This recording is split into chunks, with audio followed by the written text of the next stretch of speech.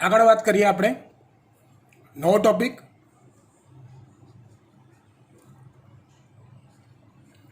અનુકૂલિત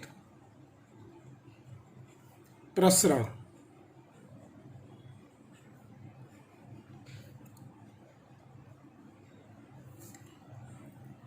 આનો સાયન્ટિફિકલી મતલબ સમજીએ એ પહેલાં આપણને જેટલું ગુજરાતી આવડે છે એ પ્રમાણે અર્થ સમજી લઈએ. પ્રસરણનો અર્થ થવો ફેલાવો કે સ્પ્રેડ થવું. અનુકૂલિત એટલે અનુકૂળ પરિસ્થિતિ અનુસાર ફેલાવો થવો. અહીંયા પહેલાંની વ્યાખ્યા સમજાવી દઉં, લખી કાઢીએ પહેલાં અને પછી એના ઉદાહરણ આપીશ એટલે ત્યારે પરફેક્ટ વાત ખબર પડી જશે. અનુકૂલિત પ્રસરણ એટલે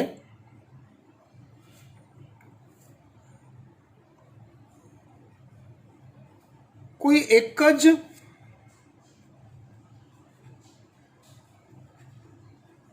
ભૌગોલિક પરિસ્થિતિમાં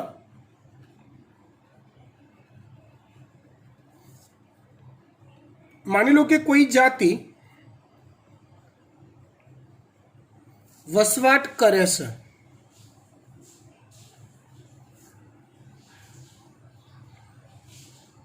હવે એ એક જ જાતિમાંથી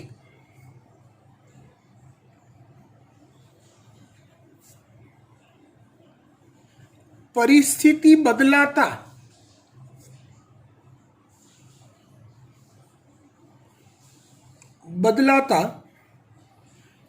અને બદલાતી પરિસ્થિતિના લીધે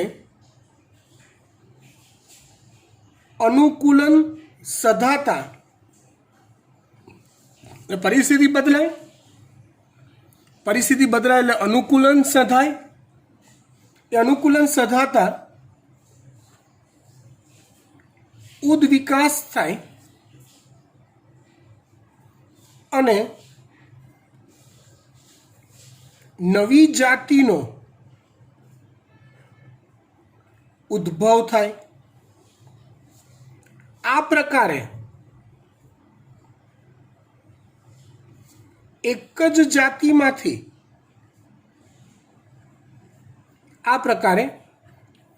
જાતિમાંથી ઘણી બધી જાતિઓનો ઉદ્વિકાસ થાય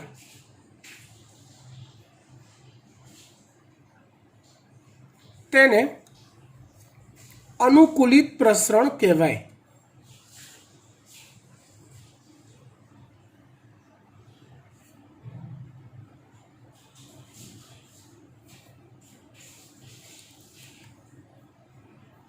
આનું એક્ઝામ્પલ લઈએ એટલે વાત વધુ પરફેક્ટલી મગજમાં ઉતરી જાય કે ચલો ડાર્વિન નામના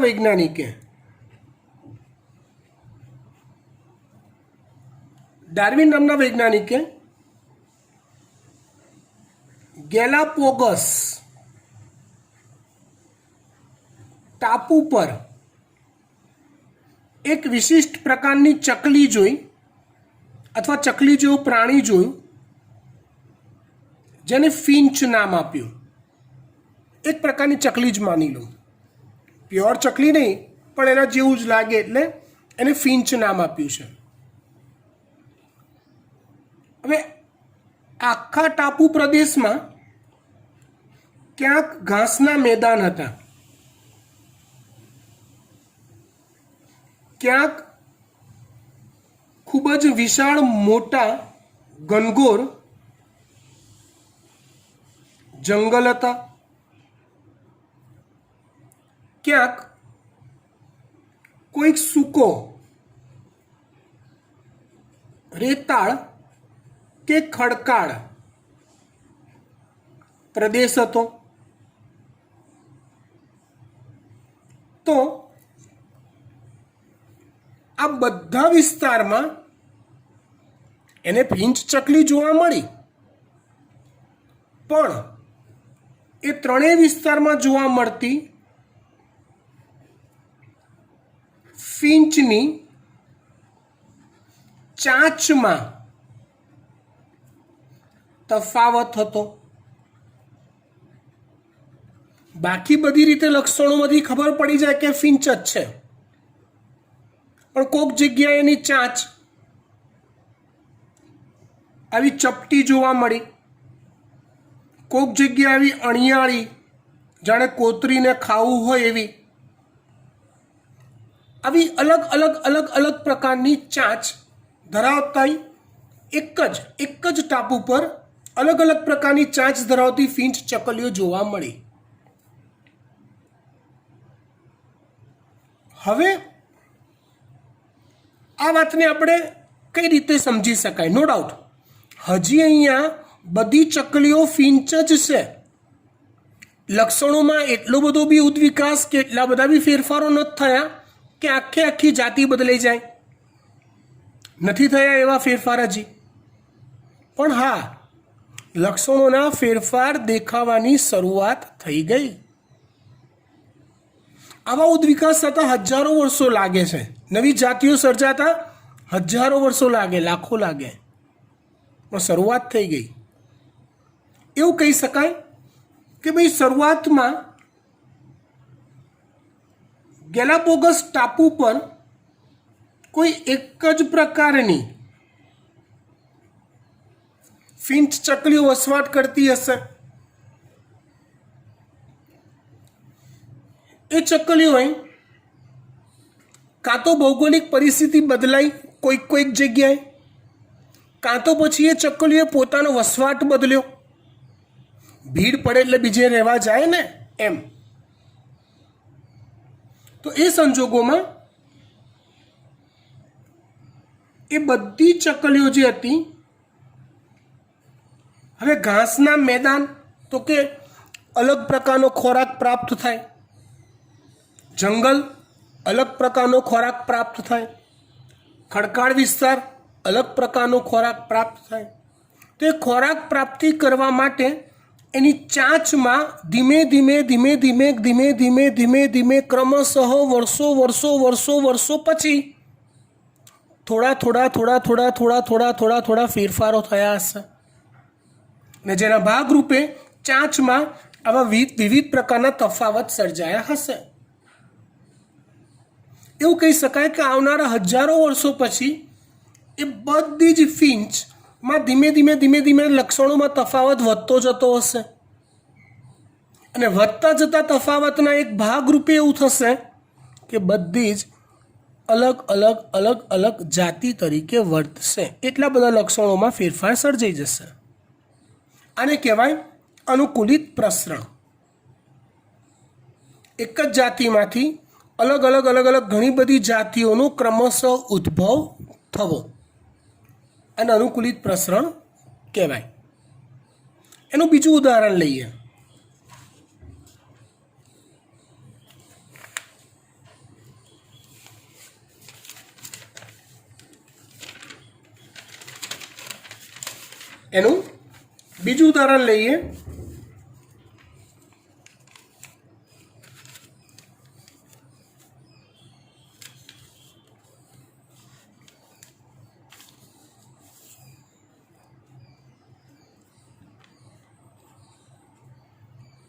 ऑस्ट्रेलियन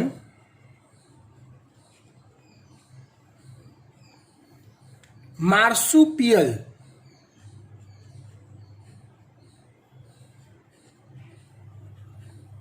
આ કોઈ પ્રાણીનું નામ નથી, આ એક જૂથનું નામ છે. માર્સુપિયલ એટલે શું? તો પેટ પર અથવા ઉદર પર કોથળી ધરાવતા હોય તેવા પ્રાણીઓ.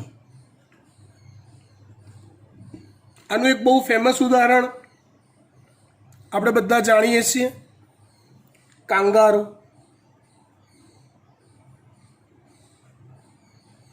કાંગારૂ એ ઓસ્ટ્રેલિયામાં જોવા મળતું એક માર્સુપિયલ પ્રાણી કહેવાય કે જે એના પેટના ભાગ પર એના નાના કીડ કે બચ્ચા જ્યાં સુધી પૂરતું પ્રચલન ન શીખે, વૃદ્ધિ ના પામે, ત્યાં સુધી એ બચ્ચાને એ કોથળીમાં એ સાચવી રાખે છે. એવા કેટલાક ફોટોગ્રાફ બી આપણે જોયા હશે. અને જિયોગ્રાફિક કે એવી કોઈ ચેનલ ડિસ્કવરી જોવાનો શોખ હોય તેમાં આપણે આવા બચ્ચા સાથેના કાંગારૂઝને પણ જોયા હશે. પણ kangaroo it's only one type of marsupial. Australia એક આખો ખંડ છે. ઓસ્ટ્રેલિયા એક આખો ખંડ છે જેમાં આ તો કાંગારૂનું નામ ફેમસ છે. બાકી કાંગારૂ સિવાય બી ઘણા બધા પ્રકારના માર્સુપિયલ ઓસ્ટ્રેલિયામાં જોવા મળે છે, જેનો ઉદ્વિકાસ તમે સમજવા જાઓ તો કોઈ એક જ પ્રકારના માર્સુપિયલ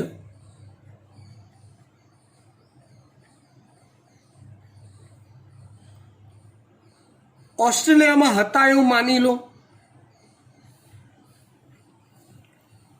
જુદી જુદી ભૌગોલિક પરિસ્થિતિ બદલાતી ગઈ હશે તેમ તેમ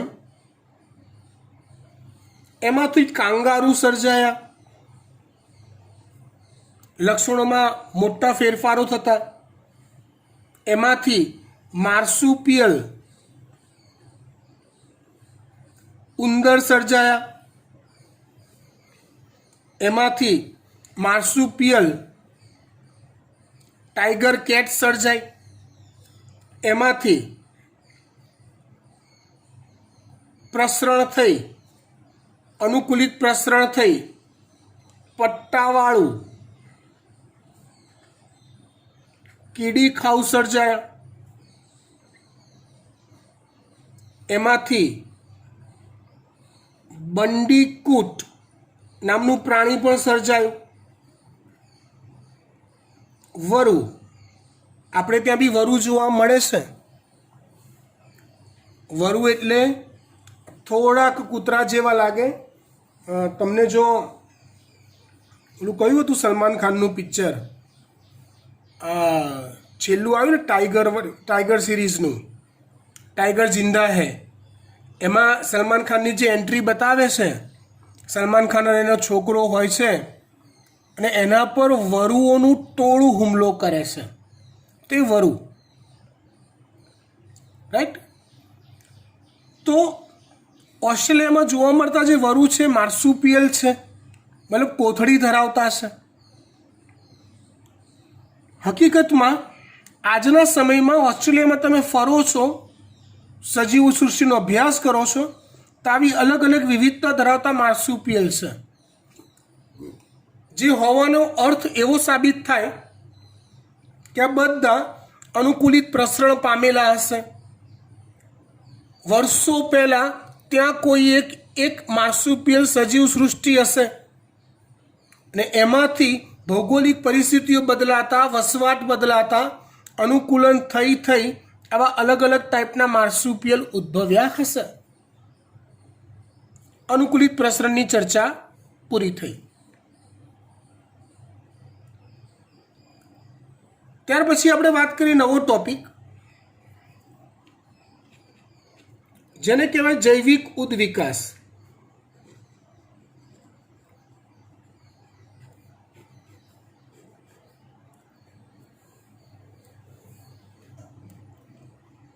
જૈવિક ઉદ્વિકાસ એટલે સજીવ સૃષ્ટિનો ઉદ્વિકાસ. તમને જો ખ્યાલ હોય તો બેટા, યાદ હોય તો, આ ચેપ્ટરની જ્યારે શરૂઆત કરીને તે શરૂઆતમાં ઓલી ખબર છે જીવની ઉત્પત્તિ સમજાઈ હતી. ઓલું વાતાવરણના ફેરફાર ને પૃથ્વીનું નિર્માણ ને પછી ઓલો ઓપેરિન અને હાલ્ડેનવાળો રાસાયણિક ઉદ્વિકાસ ને. પણ હવે જીવ બની ગયા પછી એ સજીવ સૃષ્ટિનો ઉદ્વિકાસ કઈ રીતે થયો હશે? તો એવું કહેવાય છે કે જ્યારે વિવિધ ચયાપચયની ક્રિયાઓ કરતા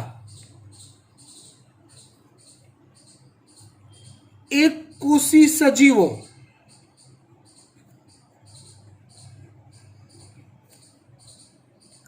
નું નિર્માણ થયું ત્યાર પછીથી જૈવિક ઉદ્વિકાસની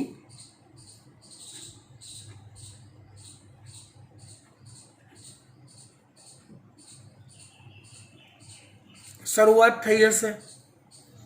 ત્યાર પછીથી જૈવિક ઉદ્વિકાસની શરૂઆત થઈ હશે. મતલબ આ એક ફંડામેન્ટલ વિચારી લો. કાં તો ભૌગોલિક પરિસ્થિતિમાં થયેલો ફેરફાર હોય, એ ફેરફાર સામે બે ઓપ્શન હોય, કાં તો મૃત્યુ પામવું, કાં તો એ ફેરફાર સામે અનુકૂલન સાધીને ટકી જવું. અનુકૂલન સાધીને ટકી જવું મતલબ લક્ષણોમાં નવા ફેરફાર કર્યા ટકવા માટે. આવા ફેરફારો ક્રમશઃ થતા જાય અને નવી જાતિનો ઉદ્વિકાસ થાય. આ રીતે ઉદ્વિકાસ થયો હશે. હવે અહીંયા એ ઉદ્વિકાસ થવા માટે જીવ સાતત્ય એક અગત્યનું પરિબળ છે.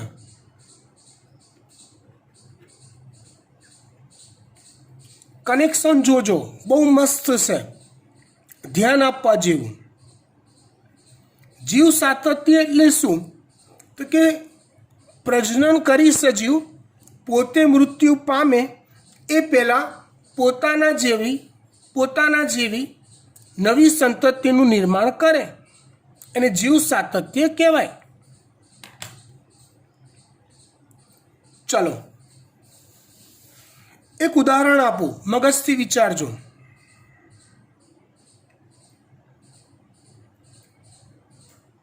ધારો કે હું મારાથી શરૂઆત કરું અને મારી જાતને મારી પ્રથમ પેઢી માનું,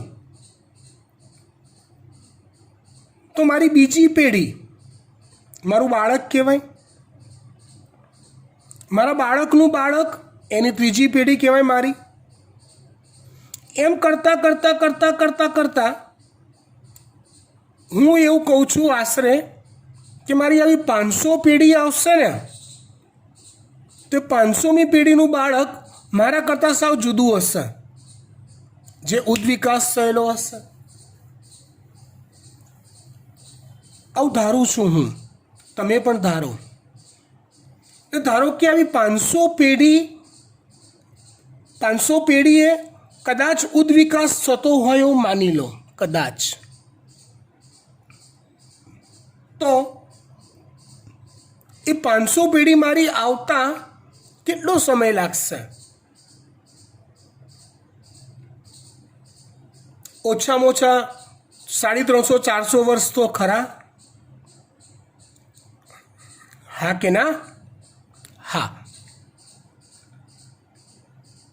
તો મારી જાતિમાં ઉદ્વિકાસ 400 વર્ષ પહેલાં નથી થવાનો એ નક્કી છે એવું કહેવાય. વાત બરાબર ધ્યાનથી મારું ઉદાહરણ મગજમાં ઠસાવજો હો. અહીંયા ઉદ્વિકાસ તો જ શક્ય છે કે જો જીવ સાતત્ય જળવાય. મારા દ્વારા નવી ને નવી પેઢી, નવી પેઢી દ્વારા નવી પેઢી, એના દ્વારા નવી પેઢી, એના દ્વારા નવી પેઢી જો સર્જાશે તો જ ઉદ્વિકાસ થશે. નવી પેઢી સર્જાવાની જ નથી તો ક્રમશઃ લક્ષણોમાં ફેરફાર ક્યાંથી સર્જાવાના? ક્રમશઃ લક્ષણોમાં ફેરફાર નહીં સર્જાય તો ઉદ્વિકાસ ક્યાંથી થવાનો? નહીં થાય. ઓકે.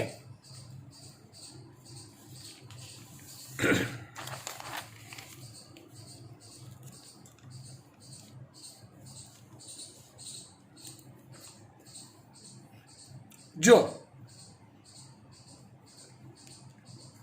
જીવ સાતત્ય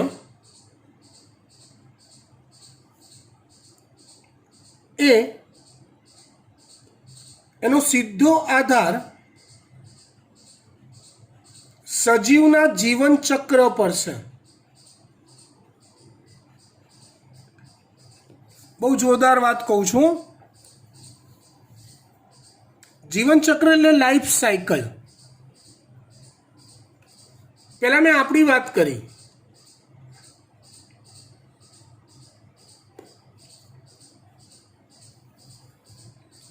મનુષ્યનું જીવન ચક્ર એનું આયુષ્ય પ્રમાણે જોવા જાવ તો આશરે 60, 65, 70. એક મનુષ્ય ઉદ્ભવે બચ્ચા સ્વરૂપે, વૃદ્ધિ પામે, પુખ્તાવસ્થાએ પહોંચે, પ્રજનન કરે, નવા સજીવ ઉત્પન્ન કરે, ગરડો થાય, મૃત્યુ પામે 70 વર્ષ. સામે હું એક બીજું પ્રાણી લઉં, સજીવ લઉં, બેક્ટેરિયા, જેનું આયુષ્ય મેક્સિમમ 1 કે 2 દિવસનું હોય છે, એવું ધારી લો. કુદરતે દુનિયા કેવી બનાવી છે કે આનું આયુષ્ય ઓછું, તેનો પ્રજનન દર વધુ, એ ઝડપથી પ્રજનન કરે છે મિનિટોમાં. આનું આયુષ્ય વધારે તો પ્રજનન દર ઓછો. હવે હું એવું કહું, વિચારજો હો, મનુષ્યમાં જો 450, 500 વર્ષે કદાચ થોડોક લક્ષણોમાં ફેરફાર થાય, ઉદ્વિકાસ થાય, તો બેક્ટેરિયામાં એ ક્રિયા ક્યારે થાય? તો અમુક જ દિવસોમાં થઈ જાય.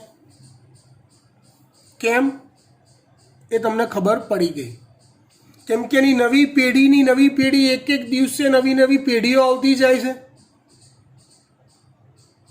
સમજો, મિનિટોમાં નવી પેઢીઓ બનતી જાય છે વાયરસની, બેક્ટેરિયાની. તેમાં લક્ષણોમાં ફેરફાર એટલા તાત્કાલિક સર્જાતા રહેશે. મતલબ ઉદ્વિકાસની ક્રિયા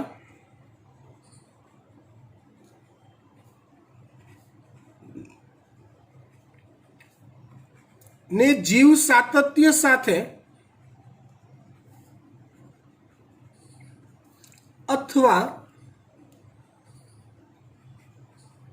જીવન ચક્ર સાથે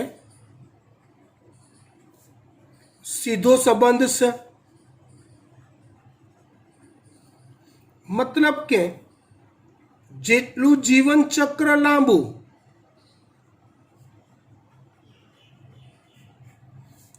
એટલો ઉદ્વિકાસ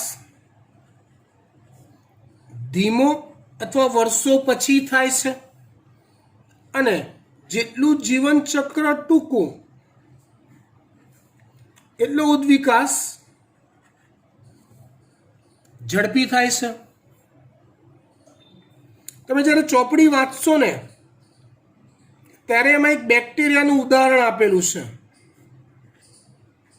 આ ટોપિકની અંદર. એ જાતે સમજવા ટ્રાય કરજો.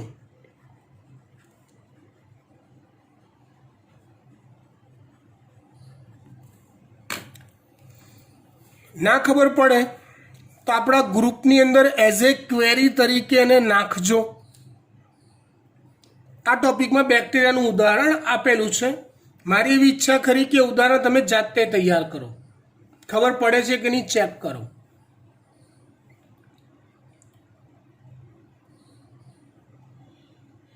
હવે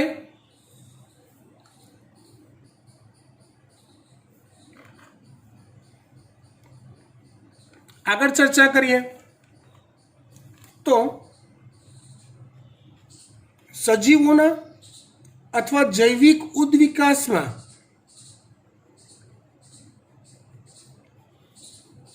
જુદા જુદા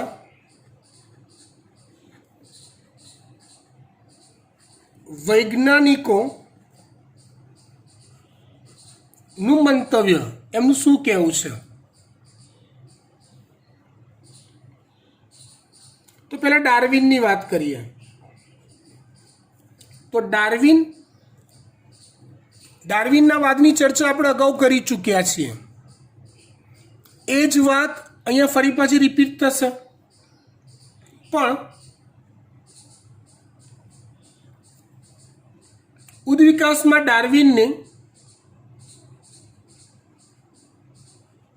શાખાકીય અવતરણ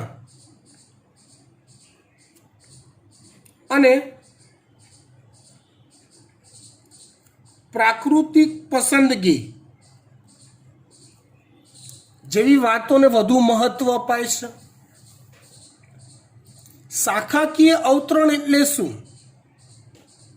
તો કે એક જ સજીવમાંથી, એક જ જાતિમાંથી એની ઉપજાતિઓ રચાવી અને ધીમે ધીમે એ ઉપજાતિઓમાં લક્ષણોમાં વર્ષાંતરે ફેરફાર થઈ નવી જાતિઓ સર્જાવી. શાખાકીય અવતરણ એટલે શું? તો કે ચલો ધારો કે આ કોઈ એક વૃક્ષ છે,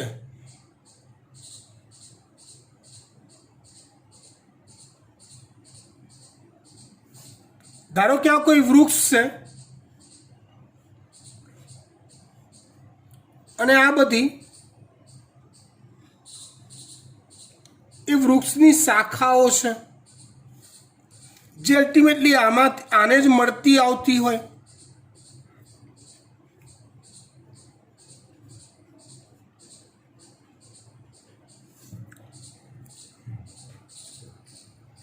એવી જ વાત કરીએ કે ધારો કે મનુષ્ય જાતિ લઈ લો,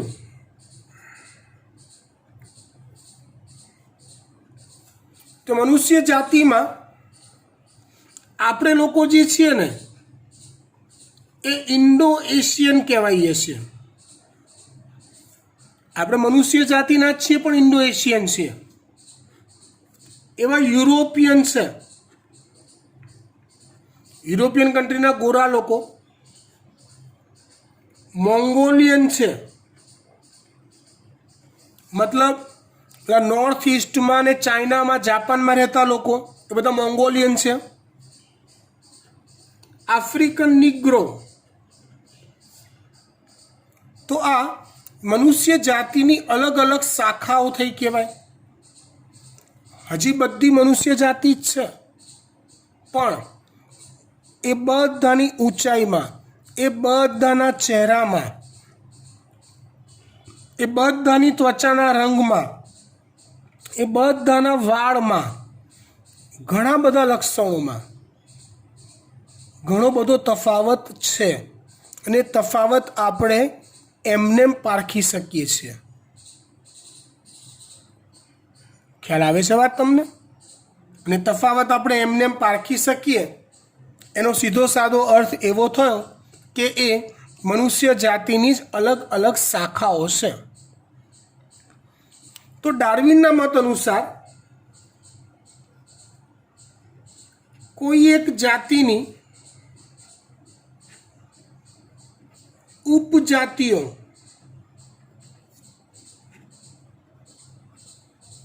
અથવા શાખાઓ રચાય અને એમાંથી ક્રમશઃ ઉદ્વિકાસ થઈ નવી જાતિનું નિર્માણ થાય. આવું કોનું માનવું છે? ડાર્વિનનું. ડાર્વિનનો બીજો મત છે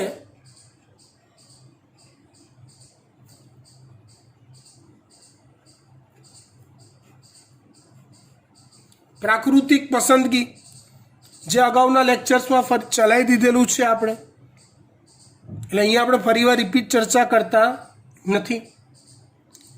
સિમ્પલી બે વાક્યોમાં વાત કહું તો પ્રકૃતિ અથવા કુદરત એ ઉદ્વિકાસમાં મહત્વનો ભાગ ભજવે છે. પર્યાવરણ ક્યારેય સ્થિર હોતું નથી, બદલાતું રહેશે. અને બદલાતા પર્યાવરણમાં એક જ જાતિના વિવિધતા ધરાવતા સજીવો પૈકી કોઈક ને કોઈક પ્રાકૃતિક પસંદગી પામે છે અને ટકી જાય છે, અને જે પસંદગી નથી પામતા એ મૃત્યુ પામે છે.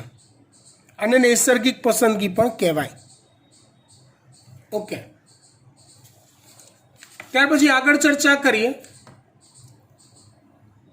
ઉદ્વિકાસ માટે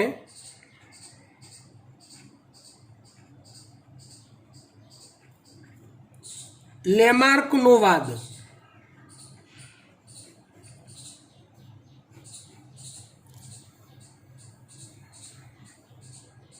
લેમાર્કનો જે વાદ છે ને એને ચોપડીમાં આપ્યું નથી, પણ ઉપાર્જિત લક્ષણોના વારસાનો સિદ્ધાંત પણ કહેવાય છે. લેમાર્કના વાદને શું કહેવાય છે? તો કે ઉપાર્જિત લક્ષણોના વારસાનો સિદ્ધાંત. સિમ્પલ કહું તો સજીવ એની જરૂરિયાત અનુસાર નવા લક્ષણો ઉપાર્જિત કરે છે. ઉપાર્જિત કરવું એટલે આમ તો કમાવવું થાય, પણ મેળવ્યું કહેવાય, પેદા કર્યું કહેવાય. સજીવ જરૂરિયાત અનુસાર નવા લક્ષણો પેદા કરે છે કે મેળવે છે, અને એ લક્ષણો નવી પેઢીમાં વારસામાં ઉતરી આવે છે. આવું કહેતો જે વાદ છે એ લેમાર્ક વાદ છે. એટલે અહીંયા લેમાર્કે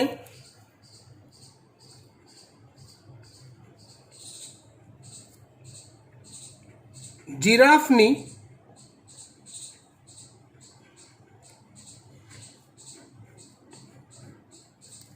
ગરદનનું ઉદાહરણ આપ્યું છે કે ભાઈ એવું થયું હશે કે કુદરતમાં પહેલા નીચી ગરદનવાળા જીરાફ અસ્તિત્વમાં હશે. સમજો બરાબર. અને કોઈક વાર પ્રકૃતિમાં એવા ફેરફાર થયા હશે કે ઓછી ઊંચાઈ ધરાવતી વનસ્પતિઓની સંખ્યા સાવ ઘટી ગઈ હશે. બને ને? કેમ કે ઓછી ઊંચાઈ ધરાવતી વનસ્પતિઓ ખાવાવાળા પ્રાણીઓની જંગલમાં સ્પર્ધા હશે, બધાને ગપાગપ ખાવા લાગ્યા હશે. સ્પર્ધા થાય એટલે જીવન સંઘર્ષ થાય. જીવન સંઘર્ષ થાય એટલે ટકવું પડે. ટકવા માટે ફેરફાર કરવા પડે. નથી કરતા તો તમારી વિકેટ પડી જશે. ખ્યાલ આવે છે વાત? એટલે જીરાફને એનો ખોરાક શોધવા માટે તકલીફ પડતી હશે એની જાતિને. તો પેઢી દર પેઢી આ એવું નથી કે ચલો આ સાલું હવે ખોરાક શોધવામાં તકલીફ પડે છે, ઓછી ઊંચાઈવાળી કોઈ વનસ્પતિ છે નહીં, તો જીરાફ સૂઈ ગયા અને બીજે દિવસ સવાર ઉઠ્યા તો ગરદન લાંબી. એવું ના હોય. અહીંયા જે ફેરફાર થાય ને બેટા એ ક્રમિક થાય.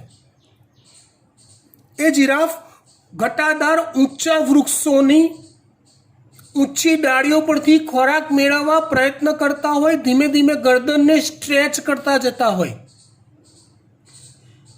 ને એના ભાગરૂપે જીરાફની 100, 200, 500, 1000, 2000 પેઢી પછી ધીમે અત્યારે છે એવી ઊંચી ગરદનવાળા જીરાફ અસ્તિત્વમાં આવ્યા હોય. મતલબ વચગાળાનો એવો બી દોર હશે કે નોર્મલ કરતાં સહેજ મોટી ગરદનવાળા જીરાફ હોય. એના પછી એવો બી દર હશે કે એનાથી સહેજ ઊંચી ગરદનવાળા જીરાફ. આવું લેમાર્કનું માનવું છે કે સજીવ જે લક્ષણ ઉપાર્જિત કરે છે એ વારસામાં ઉતરી આવે છે. એટલે મીડિયમ ઊંચાઈવાળા જો જીરાફ સર્જાયા તો એ નવી પેઢીમાં વારસામાં લક્ષણ ઉતરી આવ્યું. એમ કરતાં ક્રમશઃ લક્ષણ વારસામાં ઉતરતા ગયા. ધીમે સૂક્ષ્મ ગતિએ લક્ષણ ઉપાર્જિત થતું ગયું અને ગરદન મોટી બનતી ગઈ. આ વાદ છે લેમાર્કવાદ. પણ એને ચોક્કસ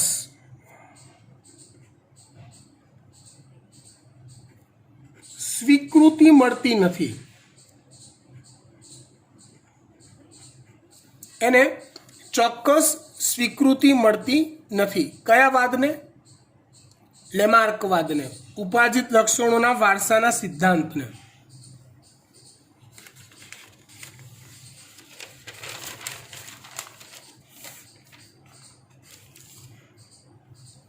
ત્યાર પછી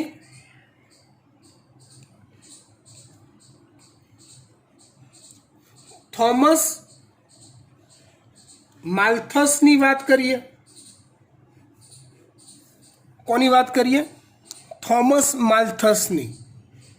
એની વાત અને ડાર્વિનની વાત કંઈક અંશે મળતી આવે છે.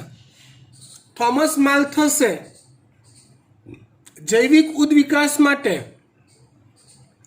પ્રજનનને મહત્વતા આપી છે, વિવિધતા અથવા ભિન્નતાને મહત્વતા આપી છે, સજીવના વાસ્તવિક કદ અને સ્પર્ધાને મહત્વ આપ્યું છે.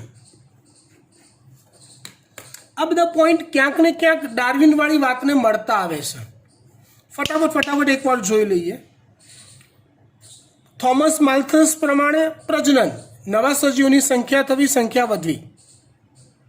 હા, એ નિયમ પ્રમાણે જ્યારે લિંગી પ્રજનન થાય ત્યારે લક્ષણોમાં નવા ફેરફાર સર્જાય.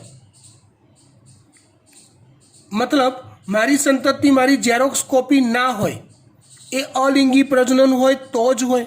લિંગી પ્રજનનમાં નથી એવું. લિંગી પ્રજનનમાં ભિન્નતા સર્જાય છે. મારું બાળક મારા જેવો લાગતો હશે પણ મારી ઝેરોક્સ કોપી નહીં હોય. તો એ જે વિવિધતા છે ને, એ નવી પેઢીના ઉદ્ભવ માટે જવાબદાર છે. દાખલા તરીકે હમણાં આગળ વાત કરી, કોઈ એક મારી પેઢી ધારી લો, મારી બીજી પેઢી, મારું બાળક ધારી લો. તમારા બંનેમાં મારા બાળકને તમે જુઓ તો તમને ખબર પડી જાય કે વિયારસાનું જ બાળક છે, કેમ કે એના ઘણા બધા ફીચર્સ, એની સ્ટાઇલ બધી મને મળતી આવે છે. હવે માની લો મારા બાળકનું બાળક એ ત્રીજી પેઢી થઈ. આમ છતાં બી મારું બાળક એ મારા કરતાં કંઈક તો જુદું હશે, ભિન્નતા, જુદાપણું. ત્રીજી પેઢી, તો એ ત્રીજી પેઢી એ મારા બાળકને મળતી આવતી હશે, પણ મારા કરતાં ક્રમશઃ એની ભિન્નતા વધારે હશે. આ બેમાં સામ્યતા હશે વધુ. હવે એવી ચોથી પેઢી, પાંચમી.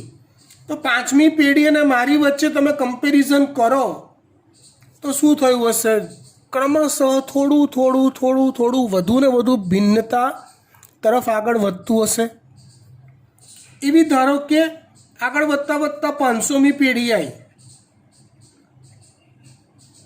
અને 500મી પેઢીનો ફોટોગ્રાફ, મતલબ એના સ્ટ્રક્ચરને મારી સાથે સરખાવો તો કે ઓહો સાહેબ, આ તમારી પેઢીમાં છે એ ખબર ના પડે. શું વાત કરો તમે? એટલા બધા ફેરફાર સર્જાઈ જાય. તો એ જ રીતે નવી જાતિનો ઉદ્ભવ થાય. નવી જાતિ એટલે લક્ષણમાં એટલા બધા ફેરફાર થવા કે મૂળ જાતિના મૂળ લક્ષણો કરતાં સાવ અલગ લક્ષણો સર્જાવા થાય. આવું થોમસ માલ્થસનું કહેવું છે. હવે ભગવાને દરેક સજીવને પ્રજનન કરવાની ક્ષમતા આપી, પણ જેટલી પ્રજનન કરવાની ક્ષમતા છે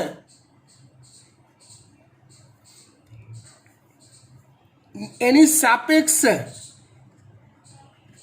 સજીવનું વાસ્તવિક કદ, વસ્તીનું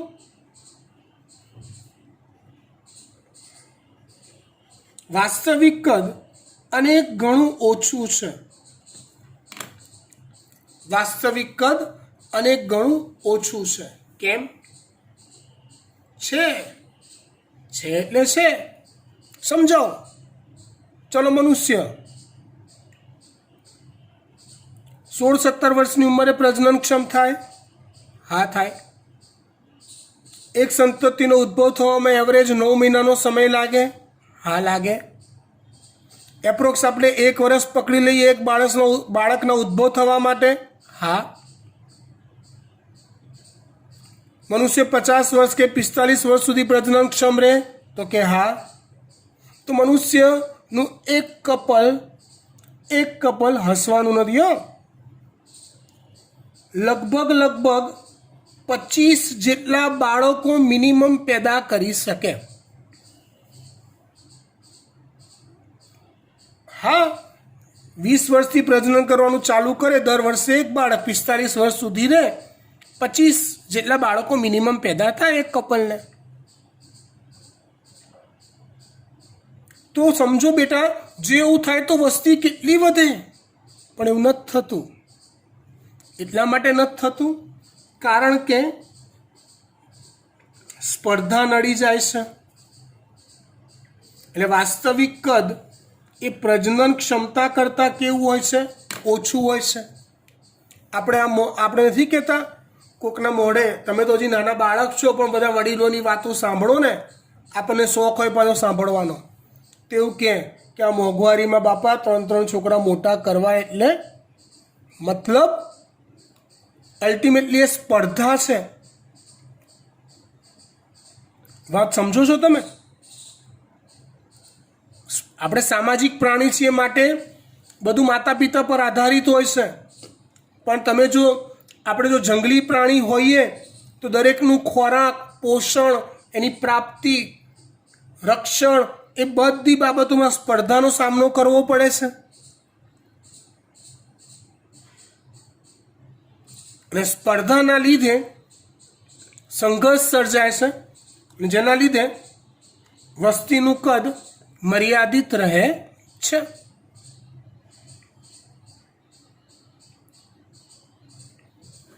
ત્યાર પછી આવે છે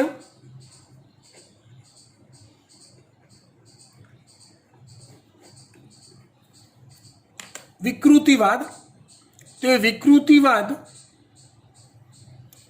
અને ત્યાર પછી ઉદ્વિકાસ માટે આધુનિક જનીન વિદ્યાકીય ક્ષેત્રે સંકળાયેલા વૈજ્ઞાનિકો શું માને છે એના વિશે જોઈશું આપણે આવતા અંકે. આજે આટલે સુધી રાખીએ છીએ.